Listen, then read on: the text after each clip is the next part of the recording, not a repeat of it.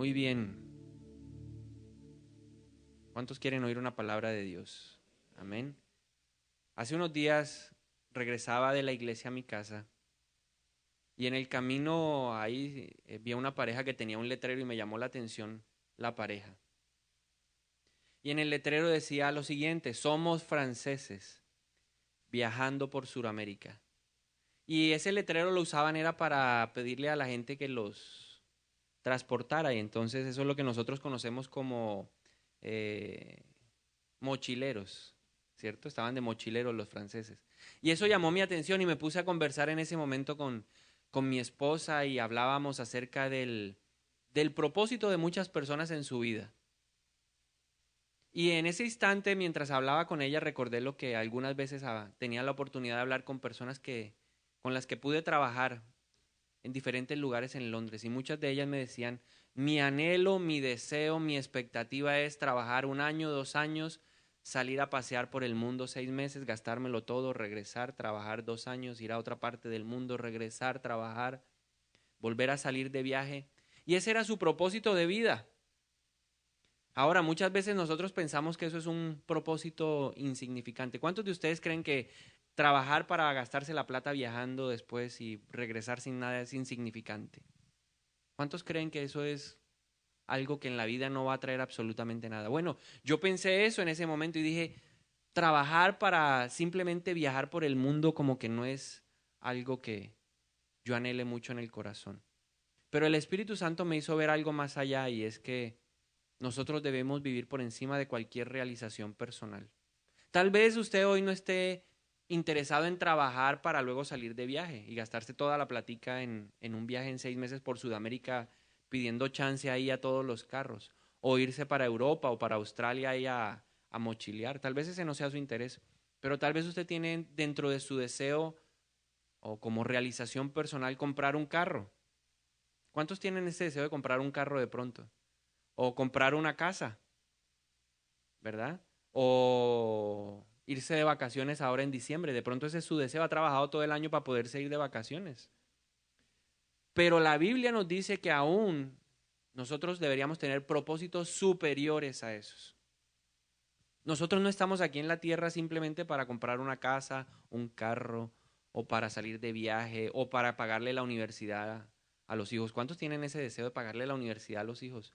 Hoy veía en el noticiero, decía, lo mejor que puede hacer ahora un papá, según el informe del noticiero, es comprarle la póliza al hijo y que mire a ver qué hace cuando llegue a grande, ¿cierto? Que estudie lo que quiera. Pero a veces nosotros nos enfocamos en esas pequeñas cosas, esas cosas que son tangibles y materiales para nosotros. Pero el Señor nos dice a través de su palabra en el Salmo 139:16 que nacimos para un propósito superior. Nacimos no para buscar simplemente una realización personal o para buscar cosas materiales. Nacimos para algo más grande. El Salmo 139:16 dice: me viste antes de que naciera. Cada día de mi vida estaba registrado en tu libro. Cada momento fue diseñado antes de que un solo día pasara. Y este pasaje me hizo entender que sí, es bueno y que a Dios le agrada complacer los deseos de nuestro corazón, pero que nosotros debemos ser más trascendentales, hablando desde el punto de vista espiritual, a la hora de entender el propósito de Dios para nuestra vida. Así que por favor dígale al del lado: tú vales más que un carro, tú vales más que una casa, tú vales más que un viaje por el mundo. Dios diseñó cada día de nuestra vida, aún antes de que estos días pasaran. O sea, lo de mañana ya Dios lo diseñó. Y Dios ya tiene un plan y tiene un sueño para nuestra vida, para mañana, para dentro de un mes, para dentro de 2 meses, dentro de 3 meses, 5 años. Lo que nos reste de vida, ya Dios tiene un plan y un diseño. Por esta razón quisiera preguntarle a usted lo siguiente, y a ver si usted me quiere responder, pues se lo agradecería. ¿Cuál es la razón o cuál fue la razón por la cual usted se levantó de la cama esta mañana? ¿A qué se levantó usted? Sonó el despertador y usted dijo: bueno, tocó hacer el devocional y terminó el devocional y hay que ir a trabajar o hay que ir a estudiar. ¿Cuál fue la razón? ¿Qué lo motivó a salir de la cama esta mañana? ¿Qué motivó? ¿Cuál fue el propósito que orientó las actividades de este día en su vida? ¿Quién me quiere responder algo? ¿O cuál es la pasión de su vida? A ver, Roosevelt, ¿qué te motivó a levantarte esta mañana de la cama? A ver.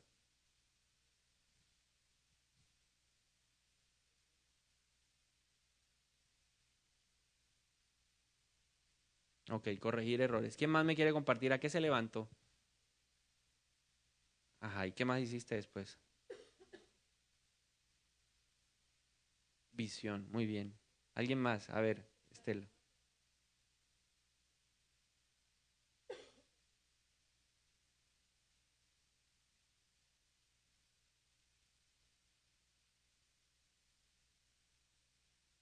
Muy bien, súper. Pero ¿no le ha pasado a usted que hay días en donde se levanta y todo es un correr y desde que arranca el día corre, corre, corre, corre, corre y termina el día y sigue corriendo y se acostó y sigue corriendo y el cerebro sigue corriendo? ¿Ah? ¿No le ha pasado? Yo lo llamo el día chocolate sol. Ayer alguien me escribió y le decía, hoy tuve un día chocolate sol, no paré. Y todo andaba corriendo, corriendo, corriendo, corriendo, corriendo. Y cuando uno anda corriendo, corriendo, corriendo, de pronto se le olvida lo importante, la razón por la cual usted se levantó de su cama, lo fundamental. A veces pensamos que es para cumplir tareas, tareas, tareas, tareas, tareas, citas, citas, citas, citas, compromisos, compromisos, compromisos, compromisos, para adquirir cosas, para pagar cosas. Pensamos que los días son para eso. Pero la Biblia nos enseña a través de los diferentes personajes bíblicos que el día, las actividades diarias tienen un propósito superior. Y de eso se trata, y por eso esta prédica se llama Viviendo con propósito.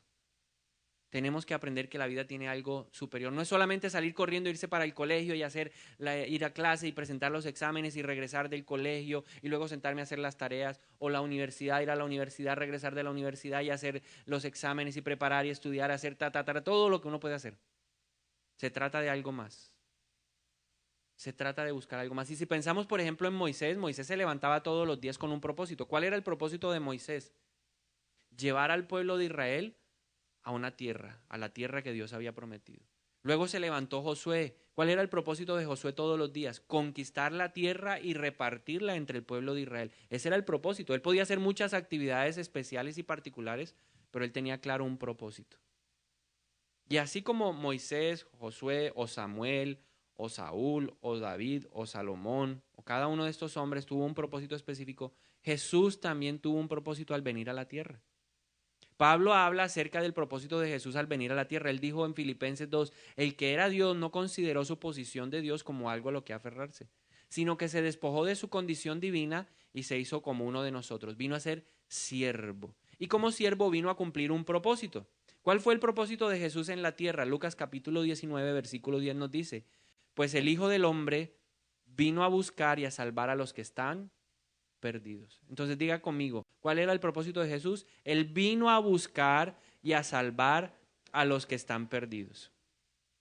Ahora, ¿por qué Jesús constantemente estaba hablando de su propósito? Porque al tener claro el propósito de vida, él podía enfocarse mejor en lo que tenía que hacer. Cuando usted no tiene propósito de vida, cuando usted cree que simplemente está aquí para hacer plata, para conseguir un carro, una casa, para hacer una especialización, una maestría, un doctorado, o para irse de vacaciones a algún lugar, si usted piensa que la vida es simplemente eso, sus actividades diarias van a estar completamente desenfocadas. Y usted va a ser una persona que fácilmente va a ser absorbida por el diario andar. Por eso la Biblia dice que muchos andan cargados y trabajados porque no han entendido el propósito de su vida. Jesús por eso en cada instante le decía a la gente, yo no vine a buscar a los que o a los que se creen salvos, sino vine a buscar a los que están perdidos y a salvarlos. Y por eso nos habla de la parábola de las 99, ¿cierto? Dice que dejó a las 99 y se fue a buscar a la oveja perdida allá en Lucas capítulo 15. Entonces, a Jesús le ayudó a ser eficiente, a ser efectivo en su vida, porque tenía claramente identificado el propósito para él. Todo lo que Jesús hacía estaba enfocado en su propósito de vida. Piensen en las personas que él sanó. ¿A cuántas personas sanó Jesús? ¿Por qué las sanó? Porque era parte del propósito de vida. Él dijo, yo vine a buscar y a salvar lo que se había perdido. ¿Usted recuerda algunas personas a las que él salvó? ¿A las que él sanó? ¿Se acuerda de un hombre llamado Bartimeo, que era ciego? Le dijo, Señor, hijo de David, ten misericordia de mí. ¿Y por qué lo sanó? Porque era parte del propósito de Dios para su vida. ¿Por qué sanó a la mujer del flujo de sangre? Porque era parte del propósito de Dios para su vida. ¿Por qué sanó a la mujer encorvada? Porque era parte del propósito de Dios para su vida. ¿Por qué sanó a la hija de Jairo, que había muerto? ¿O por qué la resucitó? porque era parte del propósito de Dios para la vida de Jesús. Cada acción, cada decisión, cada situación, cada predicación, cada palabra que él daba estaban relacionadas ¿qué? Con el propósito de su vida. Cada oración, yo no sé si usted ha tenido la oportunidad de leer Juan capítulo 17, pero ahí es donde Jesús hace una intercesión poderosa por sus discípulos. ¿Por qué oró de esa manera? Porque eso era parte del plan de Dios para su vida. Eso era el propósito de Dios a través de Jesús. Jesús vino a traer salvación al mundo. ¿Por qué cree que Jesús fue a la cruz? Porque era parte del plan, del propósito de Dios para su vida. Él no lo hizo porque él quería. Él lo hizo porque fue obediente hasta la muerte. Porque él entendía que ese era el propósito de Dios para su vida y que si no había crucifixión, si no había muerte, no había la forma de resarcir el pecado del hombre. Y Jesús asumió la responsabilidad y Jesús entendió que ese propósito era superior a cualquier deseo personal. Mire que en la oración en el Monte de los Olivos, Jesús alcanzó a expresar lo que era su deseo. Le dijo, Señor, si es posible, pasa de mí esta copa amarga. Él, en su humanidad, él no quería morir, pero él entendía que el propósito de Dios para su vida era superior a cualquier deseo personal. Y por eso él fue capaz de decirle, Señor, si es posible, pasa de mí esta copa amarga. Pero que no se haga mi voluntad, sino la tuya. Y por eso él fue obediente hasta la muerte, murió en muerte de cruz, y por eso él experimentó el poder del Espíritu Santo resucitándole y predicó a la muerte y le quitó las llaves de la muerte. Y por eso usted hoy y yo tenemos libertad, porque él un día entendió que como hombre tenía que cumplir un propósito. No le estoy hablando del Jesús divino, del Hijo de Dios divino, le hablo del Hijo de Dios hecho hombre, que cumplió un propósito como hombre. Y como lo hizo como hombre, nos permite a nosotros entender que sí lo podemos hacer también como hombres. Ahora, ¿qué cumplió Jesús? Y que nos inspira a nosotros hoy en día. ¿Cuáles fueron? Yo le quiero compartir 5 propósitos de vida de Jesús que deberían ser nuestros 5 propósitos de vida. Jesús cuando se hizo hombre tenía en mente 5 propósitos, que siempre en sus actividades diarias, en su trabajo, cuando estudiaba, cuando se estaba preparando en la palabra, cuando hacía todo lo referente a lo que era su vida cotidiana, él los tenía en mente. ¿Cuál fue el primer propósito? Propósito número 1 de Jesús en su vida, traer a la gente hacia el reino de Dios. La idea de Jesús era atraer y atraer gente, cautivar gente para el reino. Mateo capítulo 9, versículo 13 dice que Jesús estaba hablando y añadió lo siguiente, ahora vayan y aprendan el significado de la siguiente escritura. Quiero que tengan compasión, no que ofrezcan sacrificios, pues no he venido a llamar a los que se creen justos, sino a los que saben que son pecadores. Y eso debería ser para nosotros también un propósito de vida. Entender que nuestra responsabilidad como hijos de Dios es atraer gente que sabe que es pecadora, hacer a la gente consciente del pecado y que la única forma de reconciliarse con Dios es reconociendo a Jesús como Señor y Salvador. Jesús fue un hombre de compasión. Y Jesús, él iba a donde lo invitaran con el único propósito de ¿qué? De atraer gente. Si usted recuerda, Jesús fue invitado a la casa de un hombre llamado Simón y era fariseo. Y lo invitaron a cenar y Jesús fue a la casa de Simón a cenar. Y en medio de la cena apareció una mujer. Y apareció ella llevaba un frasco de perfume y llegó y se postró a los pies de Jesús, derramó el perfume y empezó a llorar y empezó con el cabello a secarle los pies a Jesús. Ahora mire la historia. Simón inmediatamente vio la escena y dijo, si este hombre fuera profeta, si este hombre verdaderamente fuera quien dice ser, entendería quién es la mujer que lo está tocando. Y como Jesús tenía claro el propósito, él no se alarmó de que una mujer pecadora lo estuviera tocando, que lo estuviera limpiando. Porque ¿cuál era el propósito de Jesús? Salvar. Recuerde que él dijo, yo no vine a condenar al mundo, yo vine a salvarlo. Aquí en el pasaje que leíamos de Marcos, él dijo, en Lucas 19 dije, yo vine a buscar y a salvar lo que se había perdido. Y en Marcos 10:45 también dice lo mismo. Entonces Jesús sabía claro que ese era su propósito. Y como el deseo de él era atraer la gente al reino de Dios, permitió que la mujer le lavara los pies, algo que no era bien visto. Porque una mujer en ese tiempo no podía acercarse a la cena donde estaban los hombres. Era una conducta un poco machista, ¿no le parece? Pero a pesar de eso, Jesús permitió eso. Y en medio del pensamiento de este hombre, Simón, Jesús le dijo lo siguiente: esta mujer ha hecho más cosas de las que tú has hecho. Cuando yo llegué, tú no me lavaste las manos, tú no me lavaste los pies, no me ungiste la cabeza. Esta mujer, hoy con sus lágrimas y con su cabello, me limpia a mí y me unge. Y por eso Jesús la miró a los ojos y le dijo: sabes, yo sé que eres pecadora, pero tus pecados te son perdonados. Y de eso se trata. En nuestras actividades diarias nosotros deberíamos tener presente eso. Uy, no, guácala, no, este es pecador, allá va el pecador. No, nosotros deberíamos compartir un evangelio que cambia vidas. Jesús le compartió evangelio a todas las personas, pero fue un evangelio que les ayudó ¿a qué? A cambiar. Recuerde la mujer adúltera, todos la querían ¿qué? Apedrear. Pero Jesús le dijo: el que esté libre de pecado, que tire la primera piedra. Y fue viendo cómo todas las personas fueron abandonando el lugar, y al final ¿qué le dijo?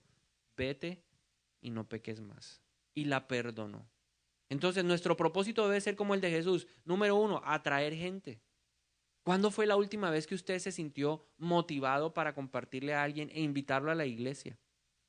Porque yo creo que la invitación a la iglesia no debería ser algo que se motiva simplemente una vez al mes y nos motivamos, sino debería ser un ejercicio permanente, constante. No deberíamos perder ocasión ni oportunidad para hablarle a la gente del reino de Dios. Pregúntese en esta noche: ¿cuándo fue la última vez que le habló a alguien de Dios? En su colegio, en la universidad, en el trabajo, en la calle, en un taxi, en un bus. ¿Cuándo fue la última vez? Dígale, cuéntele al del lado ahí. ¿Cuándo fue la última vez que le habló a alguien, que invitó a alguien? Mira, te invito a la iglesia. ¿Hace cuántos años no lo hace? Segundo propósito de Jesús en la vida, como hombre. Marcos 10:45 dice, frente al segundo propósito: pues ni aun el Hijo del Hombre vino para que le sirvan, sino para servir a otros y para dar su vida en rescate por muchos. Nuevamente el propósito de Jesús. ¿A qué vino Jesús? Él le dijo: el que quiere ser más grande en el reino de los cielos tiene que ser el más pequeño en la tierra. Y Él les dio el ejemplo. Y se puso la toalla, el día de la cena se puso la toalla y le lavó los pies a los discípulos. Se quitó el manto de maestro y se puso la toalla de servicio. Ahora la pregunta es: ¿tenemos nosotros la toalla del servicio?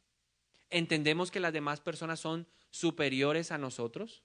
Porque Pablo dice: consideren a los demás como superiores de nosotros. Jesús le servía a todos con el mismo agrado, con el mismo amor. Si Pedro le decía que fuera a orar por la suegra, Jesús iba con agrado a orar por su suegra. Si Jairo le pedía: por favor, Señor, ve a mi casa que mi hija está enferma, Jesús iba con agrado a la casa de Jairo. Jesús estuvo a punto de ir a la casa del centurión. Fue que el centurión le dijo: no es necesario que vayas. Pero Jesús le dijo: ¿quieres que vaya? Porque él tenía agrado en servirlo.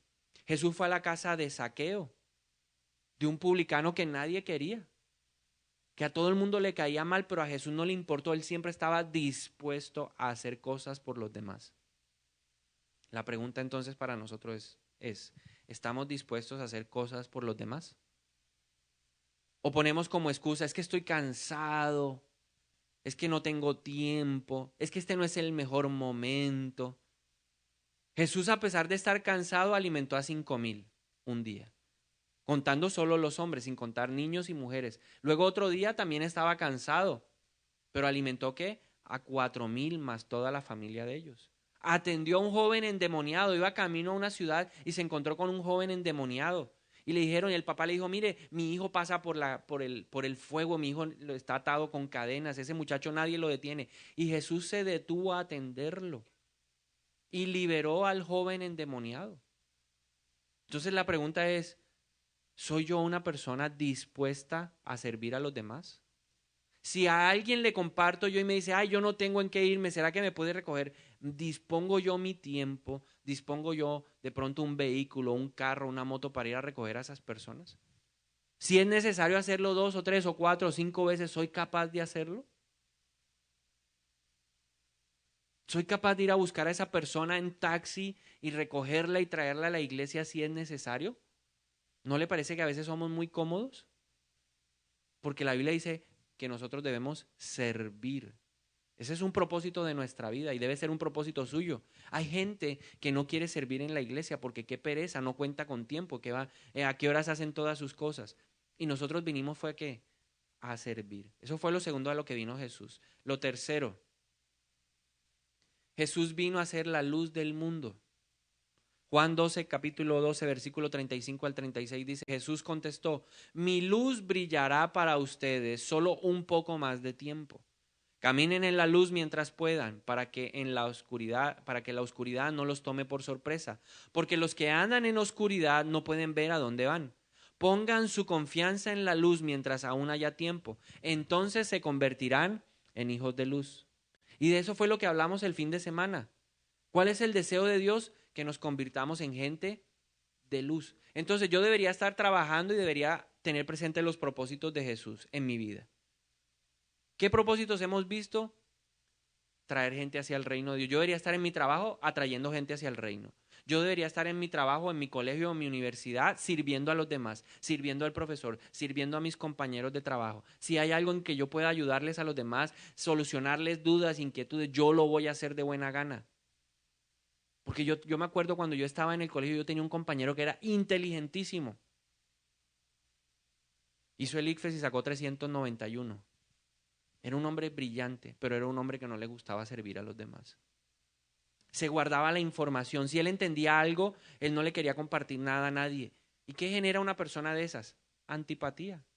Pero aquellos que eran menos inteligentes, pero eran personas más generosas y ayudaban a los demás, eran personas aceptadas y amadas por sus compañeros. Entonces debemos servir. Y cuando yo esté en mi trabajo, en mi colegio, en la universidad, yo debería ser luz en el mundo. Jesús fue luz en medio de un caos, en medio de una tiniebla espiritual del tiempo en que Él vino. 400 años habían pasado sin que se escuchara la voz profética de Dios nuevamente. Se levantó Juan el Bautista. ¿Qué hizo Juan el Bautista? Fue una luz en medio del desierto. Juan el Bautista abrió el camino y él dijo, y después de mí vendrá uno superior a mí, del cual yo no soy digno ni siquiera de atarle el calzado de sus pies. Y Jesús fue luz, brilló. Dígame si Jesús no brilló, de lo que usted conoce, de lo que usted ha visto en las películas en televisión en Semana Santa. ¿Será que Jesús no brilló en su tiempo? Jesús fue un hombre que brilló intensamente en medio de la oscuridad religiosa que había en ese tiempo y confrontó la oscuridad. Y nos invita a nosotros a ser gente de luz también. Porque este tiempo es un tiempo de oscuridad. Y yo lo hablaba con mi esposa y ella me decía, ¿qué vamos a hacer? ¿Qué podemos hacer? Se está levantando toda una serie de hechos terribles para nosotros. Pero el Señor nos decía, finalmente, los tiempos tienen que suceder. Los tiempos serán cada vez más malos. Pero es para que pueda haber una clara diferencia entre la oscuridad y la luz. La pregunta es, ¿estoy yo brillando como luz en donde Dios me ha puesto? Porque ese es el propósito de vida. Más que comprar la casa y más que mostrarle, decirle, mire, Dios me está bendiciendo con una casa, con un superempleo, es yo estoy brillando. Efesios 5, 16 al 17 dice, saquen el mayor provecho de cada oportunidad en estos días malos. No actúen sin pensar, más bien procuren entender lo que el Señor quiere que hagan. ¿Estamos aprovechando eso? ¿Estamos aprovechando todo lo que estamos viendo del homosexualismo, la adopción de los padres homosexuales de niños? ¿Estamos aprovechando eso para mostrar la luz de Dios? Para reafirmar que el plan de Dios es un matrimonio entre un hombre y una mujer. ¿Estamos brillando nosotros con nuestro estilo de vida en santidad para que la gente diga que es mejor buscar a Dios y dejar el trago, las parrandas, las mujeres, el alcohol, el cigarrillo, las drogas? ¿Estamos brillando? ¿Estamos aprovechando ese tiempo? En los colegios estamos aprovechando, jóvenes, el tiempo para hacer nosotros diferentes, para no hacer trampa como lo hacen los demás, para no fumar como hacen los demás, para no acostarse como hacen los demás. ¿Estamos brillando en la universidad de esa manera? Porque cada vez que un joven llega a la universidad, si no está firme, se cayó. Y uno ve a jóvenes desplomándose porque es más fácil llegar a la oscuridad que ser luz en medio de esa oscuridad. Entonces yo quiero que usted se pregunte, ¿estoy actuando entendiendo lo que Dios quiere que yo haga en el lugar donde yo estoy? En mi casa, en mi barrio, en la iglesia estoy brillando, porque Jesús vino a ser la luz. Y Él nos llama luz y sal de este mundo. Y eso debería liderar nuestro estilo de vida, ese debería ser nuestro propósito. Lo cuarto a lo que vino Jesús fue para decirnos la verdad acerca de Dios. Juan 14, 7 al 11 dice, si ustedes realmente me conocieran, también sabrían quién es mi Padre. De ahora en adelante ya lo conocen y lo han visto. Ahora la pregunta es, ¿cómo lo vieron ellos? ¿Cómo lo vieron los discípulos? Porque ahí le estaban preguntando, muéstranos al Padre, ¿cómo es el Padre? Y Jesús les dijo, si me están viendo a mí, desde ya les digo que están viendo al Padre. Y lo estaban viendo en su estilo de vida. Entonces Felipe le dijo en el versículo 8, Señor, muéstranos al Padre y quedaremos conformes y creeremos que tú eres el Hijo de Dios. Y Jesús le responde en el versículo 9 y le dice, Felipe, he estado con ustedes todo este tiempo y todavía no sabes quién soy. Los que me han visto a mí han visto al Padre. Entonces, ¿cómo me pides que les muestre al Padre? ¿Acaso no crees que yo estoy en el Padre y que el Padre está en mí? Las palabras que yo digo no son mías, sino que mi Padre, quien vive en mí, hace su obra por medio de mí. Entonces aquí el punto clave es, ¿quién hace la obra? Dios. ¿Por medio de quién? De nosotros, diga, de mí. O sea, aquí está hablando Jesús, pero Jesús dice, el Padre hace la obra por medio de mi vida.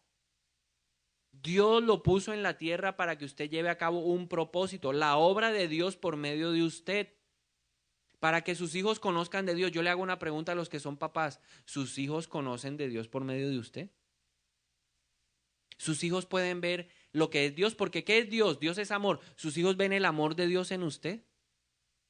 Sus hijos ven el poder de Dios en usted, que cuando hay alguien enfermo en la casa, usted se levanta, ora en la autoridad de Cristo, reprende la enfermedad, impone manos y declara sanidad. ¿Lo ven sus hijos? ¿Sus hijos ven el poder de Dios en su vida? ¿Sus ovejas ven el poder de Dios en su vida?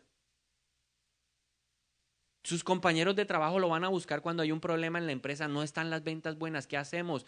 Busquemos al cristiano al que es luz, al que sirve a los demás, al que no tiene problema de orar por nosotros. Busquemos al que siempre nos puede resolver el problema cuando no hay nadie que lo pueda resolver. Al que nos ha invitado a la iglesia, busquemos a ese. Usted no se ha dado cuenta que cuando uno es luz, cuando uno brilla y alguien tiene un problema y siempre lo ha criticado, pero cuando tiene un problema, ¿a quién buscan? Al que es luz. Pero si usted no es luz, no es nada, no es chicha ni limonada, ¿quién lo va a buscar para ver quién es Dios? Y a Jesús lo buscaban porque Dios hacía la obra por medio de él. Multitudes. Pero los discípulos veían a Jesús. ¿Y qué vieron en Jesús? Vieron el amor de Dios, la misericordia de Dios, el poder de Dios. Porque Jesús frente a sus discípulos hizo una cantidad de milagros. Yo le pregunto a usted, ¿cuándo fue la última vez que vio un milagro de Dios a través de su vida? Que usted declaró algo para usted o para otro. Y que otro dice, ay, mi papá ora y Dios lo oye, tremendo, eso yo lo aprendí de mi papá, que hay que orar con intensidad. Sus hijos ven que usted es una persona santa porque Dios es un Dios santo. Entonces, ¿quién va a revelar el carácter de Dios de santidad? Nosotros.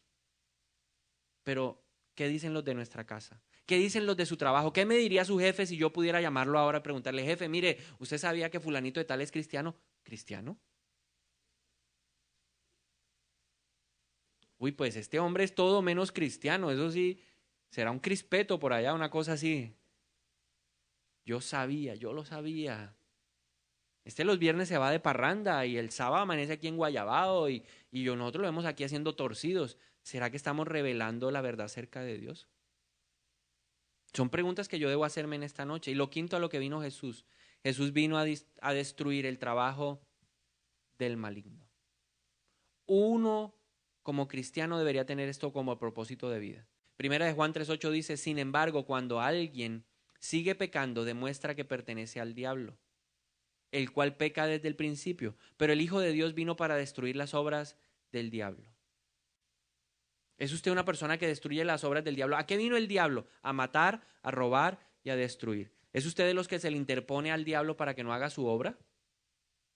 ¿A quién vino a matar? A su vecino, a robarse la vida eterna. ¿A qué vino? A robarse la vida de su compañero de colegio, de estudio, de universidad. A eso vino el diablo. A matar, a robar y a destruir. ¿Es usted de los que se levanta y hace guerra espiritual para vencer lo que el maligno está haciendo, para que la obra de la iglesia avance? ¿Es usted de los que ora en ese sentir? Entonces Jesús, a través de su estilo de vida como hombre, nos enseña que nuestros propósitos deberían enfocarse a eso. Número 1, atraer la gente. Número 2, servir. Número 3, ser luz en el mundo. Número 4, hablar la verdad de Dios en nuestro estilo de vida. Y número 5, destruir las obras del maligno. Pero esos propósitos tienen unos enemigos que se van a levantar en nuestra vida. ¿Qué enemigos enfrentamos para que el propósito de Dios no se cumpla en nuestra vida? ¿Qué va a pasar en nuestra vida? Y recuerde que el fin de semana le hablé de la carne. Bueno, la carne se va a levantar, porque la carne se opone a todo lo espiritual. Entonces la carne le va a lanzar sus propias pasiones, sus propios deseos internos usados por el enemigo. Se van a levantar y se van a convertir en enemigos. Enemigo número 1 del propósito de Dios en nuestra vida, la comodidad. Dígale al del lado, desacomódese. Hay unos que se acomodan y no se quieren mover, ni siquiera quieren copiar en la iglesia. ¿Los ve usted así, vea?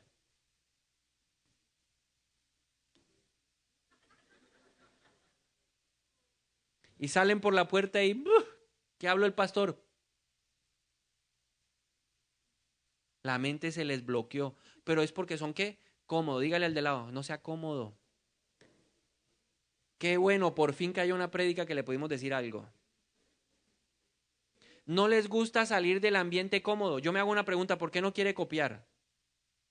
¿Por qué no le gusta tomar apuntes? Porque es cómodo. ¿Para qué? ¿Eso para qué? Después me la veo por internet. Eso la repiten ahí.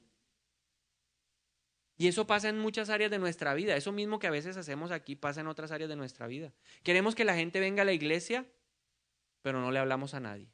Porque no queremos conflictos con nadie. No queremos que nadie nos señale de fanáticos. No queremos que nadie nos critique. No queremos que nadie interfiera en nuestra tranquilidad. Queremos tener paz. Quiero tener paz en la tormenta. ¿Sí? Queremos ser cómodos. Queremos que la iglesia se llene, pero entonces no queremos dar el paso de buscar a nadie, de traer personas a la iglesia. Piense en lo siguiente. Dios le habla a un hombre llamado Abraham, y Abraham tenía 75 años cuando Dios le habla. Y la petición de Dios, ¿cuál fue? Déjalo todo. Deje todo. Su casa, sus carros, su comodidad, su familia, todo déjelo. Salga de la tierra donde usted vive, vaya a una tierra que yo le mostraré. Imagínese a Abraham acomodado. Ay, no, Señor. A mí me pasa, yo cuando salgo de viaje digo, Señor, yo sí soy complicado. Porque hay que llevar almohada, hay que llevar no sé qué y si sé qué, y empieza uno a complicarse. Eso como que va con la edad. Pero Abraham era inversamente proporcional. Abraham era un hombre descomplicado. Se desacomodó y empezó de nuevo. La pregunta es, ¿estaría usted dispuesto a empezar de nuevo, de cero? Si Dios le dijera, pierda eso, deje eso y arranque de cero, ¿dejaría usted la comodidad por servir a Dios, para crecer espiritualmente? Porque Abraham empezó a crecer espiritualmente cuando fue capaz de despojarse, de desprenderse de muchas cosas. No solo materiales, sino también emocionales, porque desprenderse de su familia para él fue duro. Tanto que cargó ciertos años de más con un muchacho llamado Lot. Aunque Dios le había dicho que no, él no pudo desprenderse del todo, entonces es difícil, pero hay que perder la comodidad. Entonces, enemigo número 1, la comodidad, el ambiente confortable, chévere. Yo no voy a la iglesia los miércoles porque me lo veo por internet, el jueves me escucho la oración madrugadora por internet. ¿Eso para qué? ¿Para qué salir tan temprano? Me lo puedo ir en pijama, en pantaloneta, sabroso. A mí me ha pasado, yo no sé a usted. Quisiera quedarme en pantaloneta en la casa, pero ¿quién ora? Pero eso es pura comodidad. Dígale al de lado, salga de la comodidad. Enemigo número 1 que ataca tu carne, la comodidad. El segundo enemigo, la apatía. La apatía es indiferencia o frialdad hacia algo. En este caso, indiferencia o frialdad hacia las cosas de Dios. ¿Cómo aparece la apatía en nuestra vida? Cuando nosotros creemos que ya lo hemos alcanzado todo ya. Ya yo hice nivel 3, ya yo, listo. Ya yo hice nivel 4, listo. Ya yo hice nivel 5 de administración, liderazgo, ya para qué más, ya lo alcancé todo. Y Pablo dice lo siguiente, no pretendan haberlo alcanzado todo ya. Olviden lo que queda atrás, enfóquense en lo que está adelante y sigan hacia la meta, hacia el galardón supremo. Entonces hay gente que se acomoda y pensó que ya traje a una persona invitada a la iglesia. Listo. Indiferencia. Ya cumplí con el pastor. Con el del 31 de agosto ya cumplí.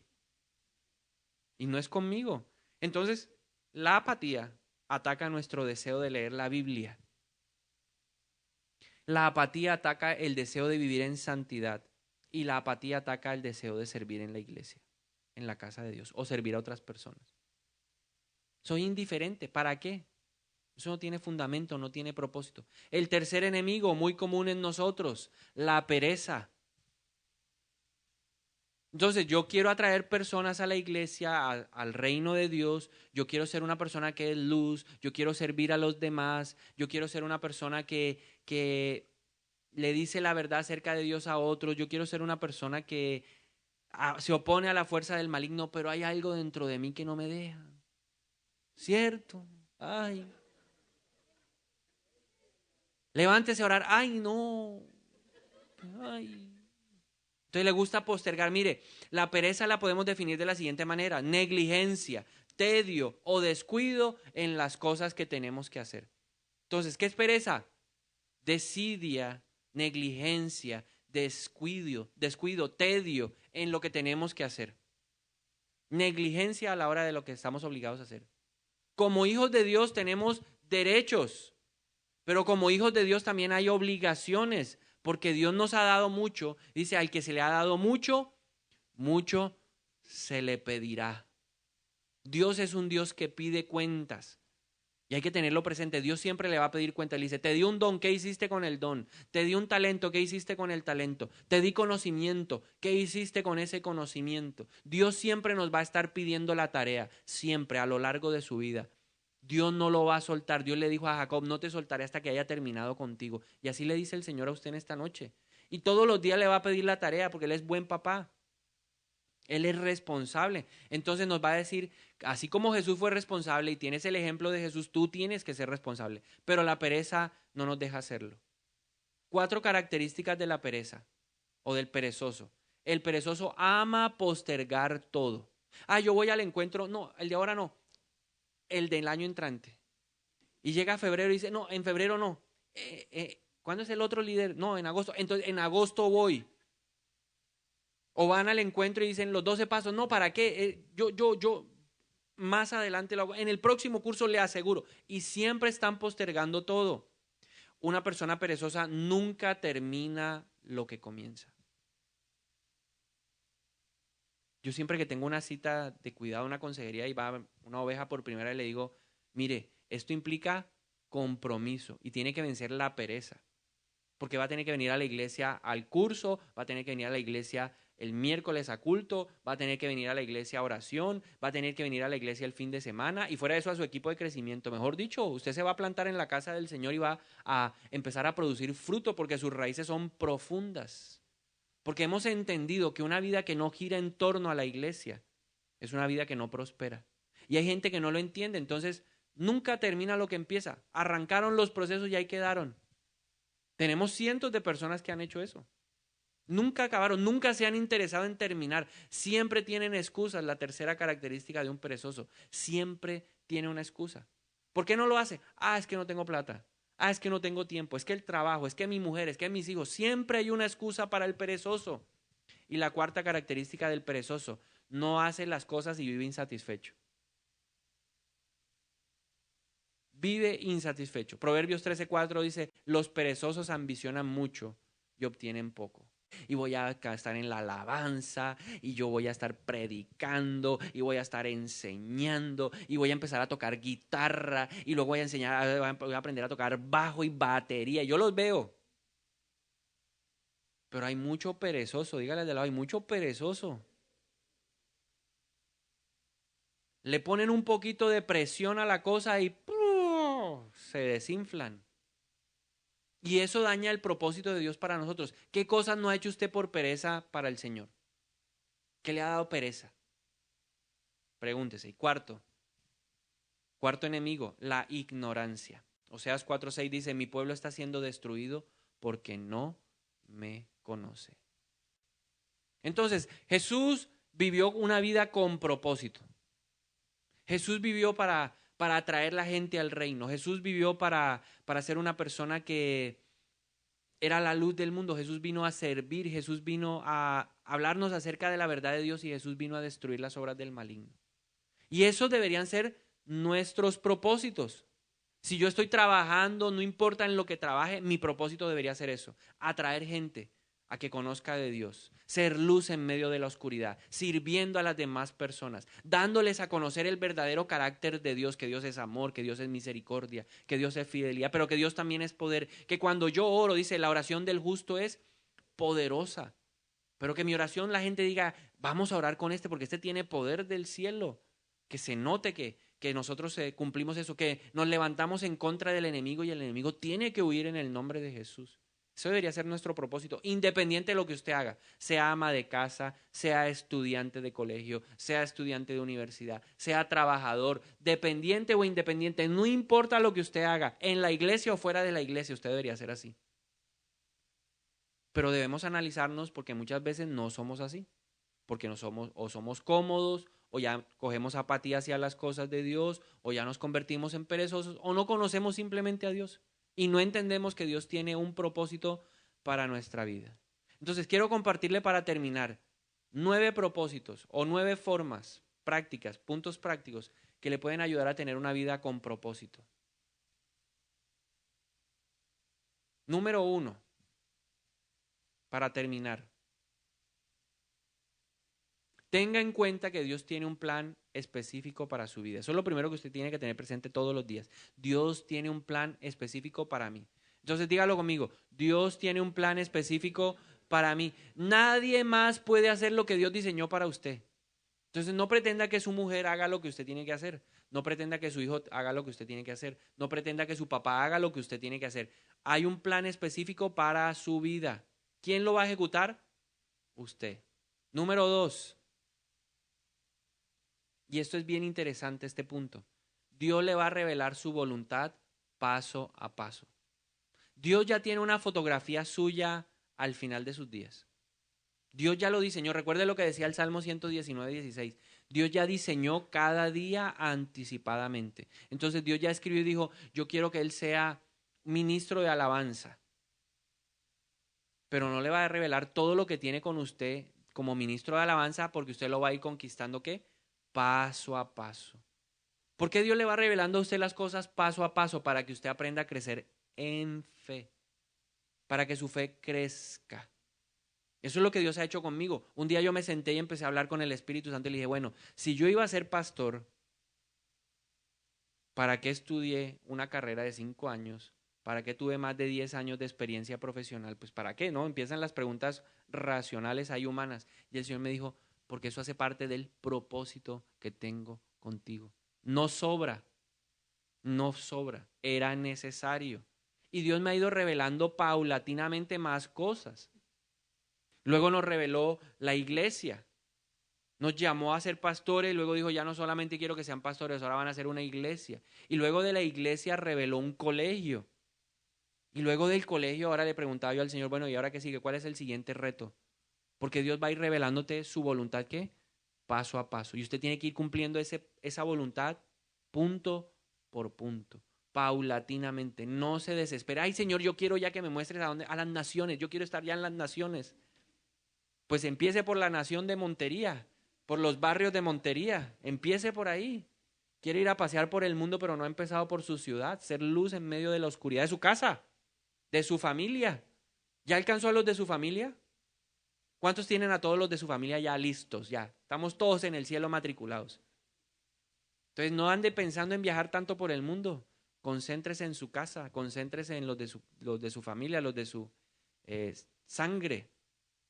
Entonces Dios le va a ir mostrando retos que paso a paso. Tercero, pídale a Dios en oración que le revele lo que tiene para su vida. Lo que yo le decía hace un momento, yo ya desde ya estoy orando y le estoy pidiendo a Dios, revélame el paso del año entrante. Dígale del lado, que Dios me revele el paso del año entrante. Dígalo conmigo, que Dios me revele el paso del año entrante. Señor, revélanos el paso del año entrante. Si oras, Dios te lo va a mostrar, pero si usted está esperando que todo le caiga del cielo, no va a cumplir el propósito de Dios. Lo cuarto, para ser una persona como Jesús de propósito, que lo más importante para Dios se convierta en lo importante para usted, su prioridad. ¿Qué es lo importante para Dios? Y Pablo lo dice en la carta de Timoteo, el que a un cargo de obispo, de líder aspira, a buen cargo anhela, pero debe ser una persona que se ocupa de su familia. Entonces, ¿cuál es la prioridad de Dios? Su familia. Que usted sea una persona que testifique a su familia, que usted sea luz a su familia, que usted sea una persona que sirva a los de su casa, sirva a su papá y a su mamá, joven. Papá y mamá, sirva a su hijo, sírvalo. Tenemos que servirnos unos a otros. Esposo, sirva a su esposa. Considérela superior. Nos escudamos detrás. La mujer se sujeta al marido, así que no. Pablo dice antes de eso, dice, los esposos ven a sus esposas como superiores de sí. Entonces, la prioridad de Dios es la familia, luego la iglesia y luego el trabajo. Esa es la prioridad de Dios. Entonces, usted tiene que entender que mi prioridad debe ser ¿qué? La familia, la iglesia y el trabajo. Y hay gente que tiene las opciones inversas. El trabajo y el trabajo. Y por allá la iglesia y por allá la familia. Y recuerde que Jesús fue luz en medio de esa oscuridad. Y usted y yo estamos llamados a hacer testimonio de esa manera. Lo quinto, viva una vida para agradar y para servir a Dios. Sexto, invierta su tiempo en cosas de significado eterno. Solo hay dos cosas que son eternas y usted debería invertir su fuerza, su energía, su corazón en eso. Una de ellas es la Biblia y la otra son las personas. Entonces, ¿qué significa invertir su tiempo en cosas eternas? Que usted va a promover la lectura de la palabra de Dios. ¿Usted no se ha dado cuenta que aquí en todas las predicaciones siempre le decimos algo? Lea la Biblia, lea la Biblia, lea la Biblia, lea la Biblia. Siempre en los puntos prácticos de aplicación de los temas está, hay que leer la Biblia, intimidad con Dios, porque es lo único eterno. Usted debería invertir tiempo en eso. Y lo otro eterno son las personas. O la persona se va a pasar la eternidad con Dios o la persona se va a pasar la eternidad sin Dios. Y usted debería invertir la vida en esas personas. Papá, usted debería invertir su vida en sus hijos para que consigan la eternidad. Por eso lo va a lograr ¿cómo? Con su estilo de vida mostrando quién es Dios, quién es Jesús a sus hijos. Esa debería ser nuestra prioridad, que ninguno de nuestra familia se pierda. ¿Cuántos están de acuerdo que usted quiere que ninguno de su casa se pierda? Pues invierta su vida, hay que invertirla, hay que trabajar duro, sirviendo a los demás, sirviendo a los de mi casa, llevándoles el mensaje de la palabra. Miren, la iglesia enseñaron esto, yo quiero enseñarte esto. Leamos juntos la palabra, oremos. Que era lo que Jesús hacía, buscando que el perdido no se perdiera, trayendo la salvación a las vidas de las personas. Lo séptimo, siempre coloque en primer lugar la dimensión espiritual. ¿Qué significa eso? Que si usted busca primero el reino de Dios, se enfoca en lo espiritual, las demás áreas se van a ordenar. Lo natural se va a ordenar. Entonces yo empiezo mi día como con lo espiritual, orando. Y entiendo que orando, mi vida natural, mi trabajo, las cosas que hago en las actividades diarias van a estar ordenadas por lo espiritual. ¿Se acuerda lo que hablábamos el fin de semana? Que el cristiano espiritual lo discierne todo, el natural y el carnal no lo entienden todo. Cuando usted llega a su trabajo, ¿usted es espiritual? Usted entiende que pueden moverse cosas de ahí desde el punto de vista espiritual. Entonces, si usted coloca todo en la dimensión espiritual, lo natural se va a ordenar. Lo octavo, recuerde que lo que haga o lo que diga diariamente sí puede ser importante para Dios. Una palabra que usted deje de decirle a alguien, de pronto era la palabra que Dios tenía para esa persona. Y esto me hizo recordar algo que me pasó hace muchos años, cuando yo estaba empezando en el ministerio. Una noche estábamos en una vigilia y yo estaba en Londres, ya mi esposa se había venido. Y yo quería, en mi deseo de hablarle algo a una persona, Dios me puso en el corazón que tenía que hablarle a un boliviano. Y yo empecé a orar, Señor, ¿cuál es el mensaje profético? ¿Qué quieres decirle? Que le van a dar la visa, que se va a casar. ¿Qué quieres, Señor, decirle? Dime, Padre, revélame en el nombre de Jesús. Y fui a orar por él y el Señor solamente me dijo, dile que lo amo. Y yo, ay no, Señor, eso no tiene mucha trascendencia. Aquí hay fuego, Señor, mira, este cayó, este habló en lenguas y estaban pasando cosas sobrenaturales y Dios le estaba diciendo a uno, te llevaré de nuevo a tu tierra, a tu parentela. Y yo dije, Señor, eso tan insignificante. Y usted empieza como a luchar ahí. El Señor me dijo, dile simplemente que lo amo. Y yo finalmente pues cedí y le dije, el Señor te dice que te ama. Y ese hombre empezó a llorar. Y esas 2 palabras, te amo, fueron suficientes para él entender y para él creer que Dios era real. Porque ¿cuál era su oración en secreto? Mientras a los demás pedían profecía cerca de 20 años en adelante, él lo único que quería era, Señor, yo quiero saber si eres real, dime que me amas. Si eres real, dime que me amas. Si eres real, dime que me amas. 2 palabras fueron suficientes para transformar la vida de una persona. Así que usted no considere en poca cosa lo que Dios le ponga en su boca. Porque esas 2 palabras, o 3 palabras, o 5 palabras van a ser importantes para la vida de una persona. Y lo último, 9. Usted quiere ser una persona de propósito, viva para dejar un legado, no para dejar plata. La Biblia habla de que el padre bueno deja herencia. Yo creo que la mejor herencia que usted puede dejar es un legado espiritual. Lógico, si usted puede dejar un legado material, magnífico. Pero por encima de dejarle casas, carros, becas, fincas, caballos, vacas, déjele un legado espiritual, algo que trascienda en el tiempo. Que digan, mi abuelo fue el que abrió la brecha espiritual, o mi bisabuelo fue el que abrió la brecha espiritual. Mi bisabuelo era un ministro de Dios, mi bisabuelo era un hombre que mostraba el poder de Dios, oraba y las huestes retrocedían. En mi casa llegaban a atacar los brujos, pero se levantaba mi abuelo y huían de delante de nosotros. Que sus generaciones puedan tener un legado espiritual. ¿Qué legado le está dejando usted a sus generaciones? No, mi papá, no, ese señor ni se levantaba, flojo ese señor, perezoso, acomodado. No, eso tocaba, no. Él no era el sacerdote del que habla la palabra de Dios. Mi mamá, no. Jezabel le quedó en pañales. ¿Ese es el legado que queremos dejarle a nuestra familia? ¿Cuál es el legado que usted quiere dejarle a su familia? Una persona que sirve a los demás. Yo veía cómo mi papá servía a mi mamá. Yo veía cómo mi papá servía en la iglesia. Es duro. Pero a uno acá viene a decirle como si uno fuera, yo no sé quién, Superman, o quién le va a arreglar el problema al papá. Mira, hágame el favor, corríjame a este muchacho y dele duro, dele duro. Pero si él nunca lo ha visto a usted hacer eso, ¿cómo le va a pedir a él que lo haga? Creen que los hijos nunca van a crecer. Los hijos ven todo lo que los papás hacen y lo van a repetir, tanto lo bueno como lo malo. Entonces invierta mejor y sea una persona que sirve. Si su hijo o sus hijos o sus nietos lo ven trayendo gente a la iglesia, ¿qué van a hacer ellos?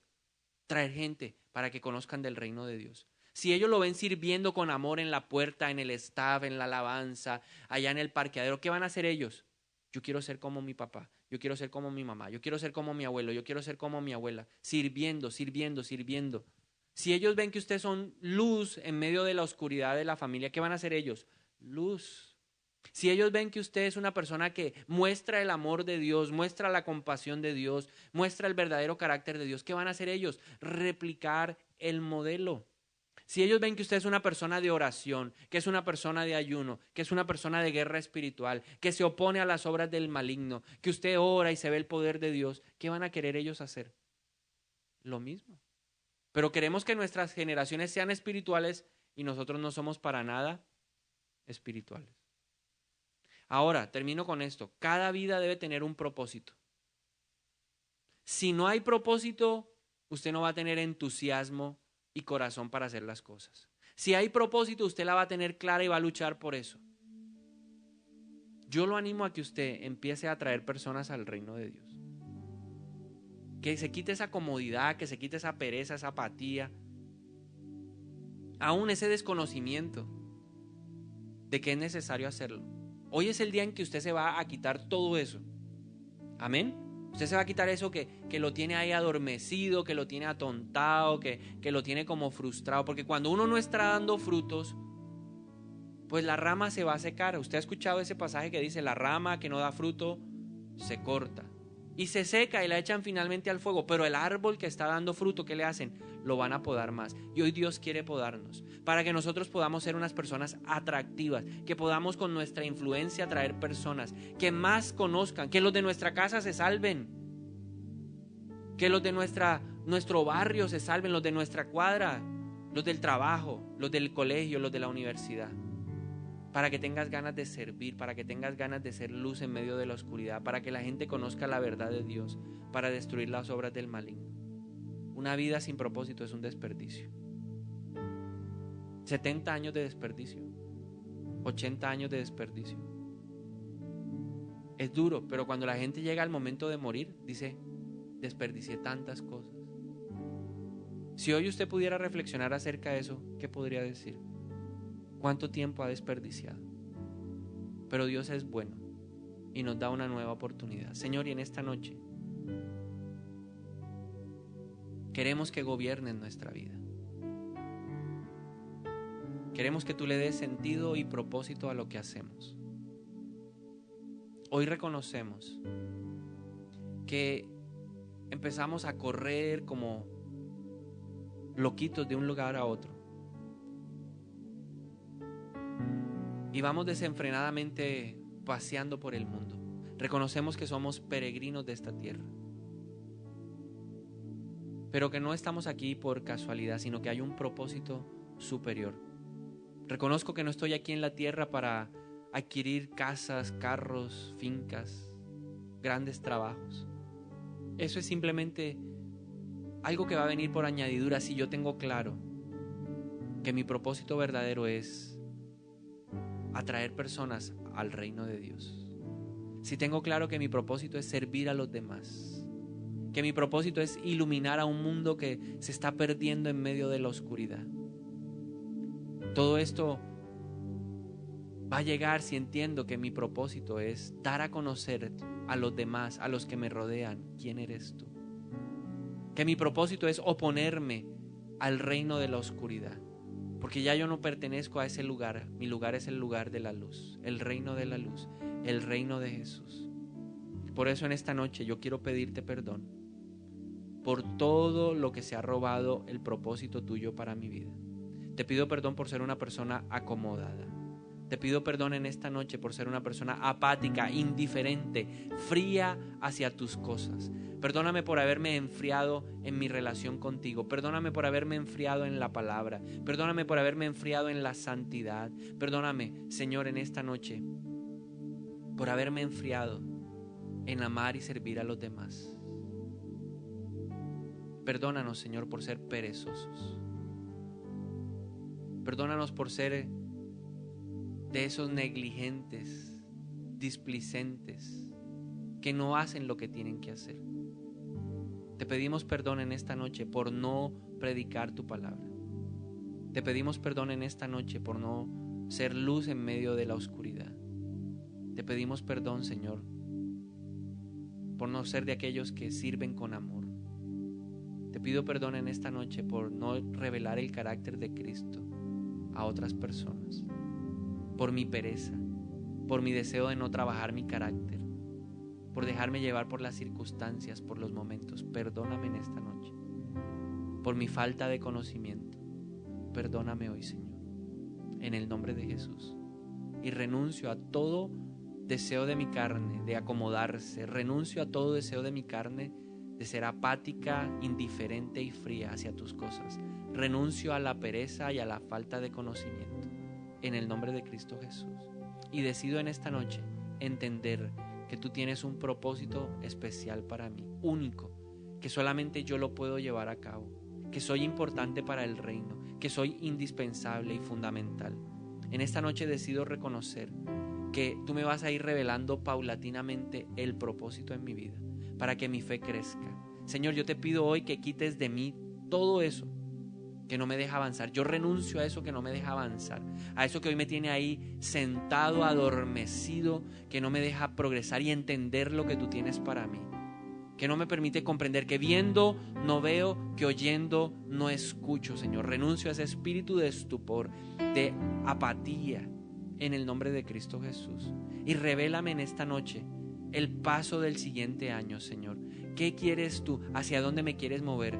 Que yo sea influencia en dónde, Señor. ¿A dónde me quieres llevar? ¿A qué parte de las naciones? ¿A dónde tengo que ser luz? ¿A dónde tengo que servir? ¿En dónde, Señor? ¿En dónde lo voy a hacer? ¿En dónde me voy a proyectar? ¿Cuál es el paso? ¿En qué lugar? ¿En qué parte del colegio? ¿O con quiénes en el colegio, en la universidad, en el trabajo? Dime, Señor, ¿contra qué tengo que pelear? ¿Contra qué tengo que levantarme de las obras del maligno? Porque tú viniste a destruirlas y quieres usarme a mí también para destruir la perdición. ¿Cuál es el siguiente paso con mi casa, con mi familia? ¿Cómo hago, Señor, para revelarles tu carácter a mis hijos? Enséñame hoy, Señor, porque las pequeñas acciones diarias son más importantes y trascendentales que los grandes eventos de nuestra vida. Y por eso te pido que en cada acción pequeña de mi vida yo demuestre quién eres tú. Revélanos hoy, Señor, y ayúdanos a vivir una vida que te agrade, que te sirva. Yo quiero invertir mi tiempo en las cosas eternas. Quiero caminar en la dimensión espiritual, no en la dimensión natural y racional, que todo lo medita, que todo lo cuestiona, que yo pueda entender que hay un mundo espiritual y que ese mundo espiritual necesita de alguien como yo. Ayúdanos, Señor, a dejar un legado. Y vamos a pedirle al Espíritu Santo en esta noche, para terminar, que le ayude a escribir a usted ahora, más adelante, cuando llegue a su casa, ¿qué le gustaría que dijera una leyenda en su epitafio ahí? Que dijeran de usted sus generaciones. Cuando hablen de usted 3, 4 generaciones más adelante, ¿qué le gustaría que dijeran de usted? Mi bisabuelo era un guerrero. Mi bisabuelo era un hombre amoroso. Mi bisabuelo era un hombre generoso, que le creía a Dios. Era un hombre de fe. Mi bisabuelo era un hombre que invertía su tiempo en la gente. Era un hombre atento, hospitalario. Era un hombre cordial, amable. Mi abuelo era un hombre íntegro,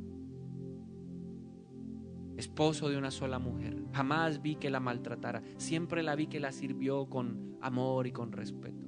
Dejó el legado de un ministerio. Mi abuelo fue ministro de alabanza. Mi abuelo fue predicador, evangelista, profeta, apóstol. ¿Qué quieres que se diga de ti? Pregúntale al Espíritu Santo. No queremos ser de aquellos que son recordados por ser borrachos, mujeriegos, alcohólicos, drogadictos, adúlteros. No queremos ser recordados por aquellos que se divorciaron. ¿Qué queremos? Que nuestras generaciones recuerden. Y el Señor dice: escribe la visión, lucha por ella, porque a su tiempo se cumplirá. Y yo quiero ser alguien, Señor, que a través del cual 1000 generaciones puedan ser bendecidas. Gracias, Señor.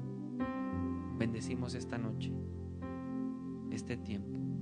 Te pedimos que gobiernes nuestra vida. Yo quiero que gobiernes mi vida. Me doy en sacrificio a ti. Yo quiero que tú gobiernes mi caminar, que siempre viva en tu voluntad.